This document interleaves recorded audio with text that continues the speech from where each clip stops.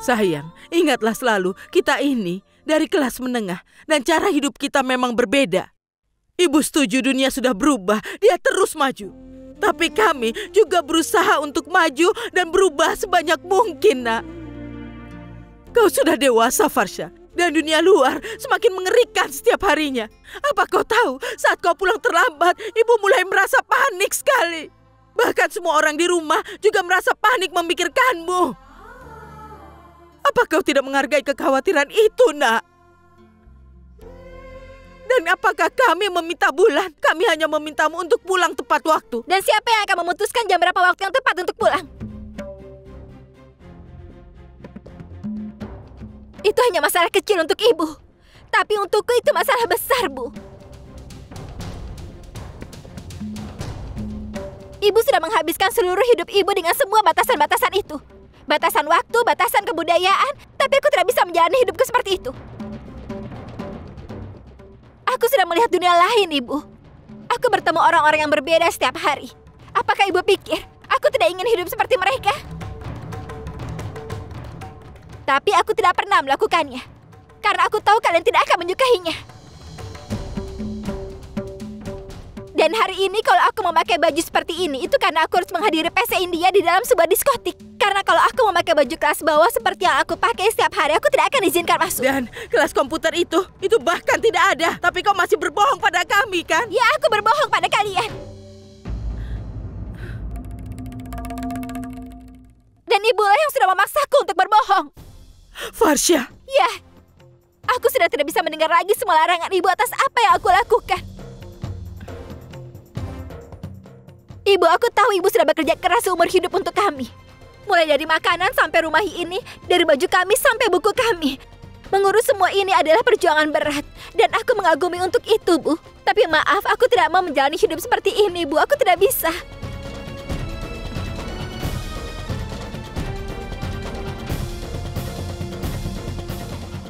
Karena aku tidak mau saat besok aku melihat ke belakang.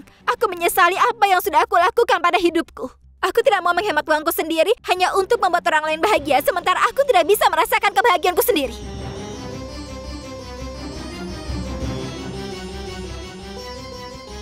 Tidak, Bu. Aku ingin menjalani hidupku sendiri. Ibu, tolong izinkan aku, Bu. Izinkan aku. Farsha, kenapa kau bicara begitu? Dan kepada siapa kau bicara? Jangan lupa dia adalah ibumu. Ayah, ayahku juga. Dengar, Farsha. Hari itu ibumu salah dan ayah mendukungmu. Tapi hari ini ayah membelanya. Apa kau tahu itu artinya apa? Kau salah, Farsha. Kau sudah berbohong pada kami dengan alasan kursus komputer. Kau berani keluar malam sampai 1 bulan penuh. Dan katakan, kemana kau habiskan uang gajimu? Aku rasa aku tidak salah, Ayah. Kalau aku menggunakan uang milikku sendiri, hasil dari jerih payahku, lalu apa kesalahanku ya? Lagi pula sampai hari ini, kalianlah yang sudah... Farsha, cukup.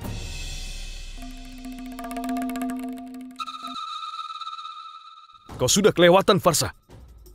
Kau mungkin tidak tahu apa yang kau katakan saat ini. Kau pikir kami mengatakan semua ini karena kau tidak memberikan gajimu pada kami? Kalau begitu, kau tidak usah memberikan gajimu lagi. Lihat kan? Kalian selalu saja salah sangka kepadaku. Itulah yang selama ini selalu saja terjadi. Aku selalu dituduh atas sesuatu yang tidak pernah terpikir olehku. Kenapa? Kakak, sampai hari ini aku memberikan gajiku dengan sukarela, Kak. Tapi hari ini, 1 kali saja aku menggunakannya untuk diriku sendiri. Farsha. Dengar, Farsha. Semua orang ingin mendapatkan kebahagiaan dalam hidup mereka. Semua orang juga ingin menghindari tanggung jawab dan berbagai aturan. Tapi tidak bisa seperti itu, kan? Karena kita semua hidup bersama dalam sebuah keluarga. Untuk itu kita harus melakukan sedikit penyesuaian. Kita harus membuat pengorbanan. Kita harus mengikuti aturan. Vino dan aku juga melakukan penyesuaian dalam keluarga ini. Kata penyesuaian tidak cocok untukmu, kakak ipar. Haruskah aku menghitung banyak alasan yang kau buat untuk menghindari pekerjaan di rumah ini? Tapi tidak ada yang mengatakan apapun kepadanya. Karena dia orang luar, dia menantu. Tapi kami anak kalian dan kalian bisa mengatakan apapun sesuka kalian. Dan sebaiknya kau tidak usah ikut campur dalam urusanku. Karena aku tahu kaulah di balik semua ini. Dan kalau kau mengatakan satu hal lagi tentang aku, maka... Kenapa tidak boleh mengatakan apapun? Dia akan mengatakan apa saja yang dia mau.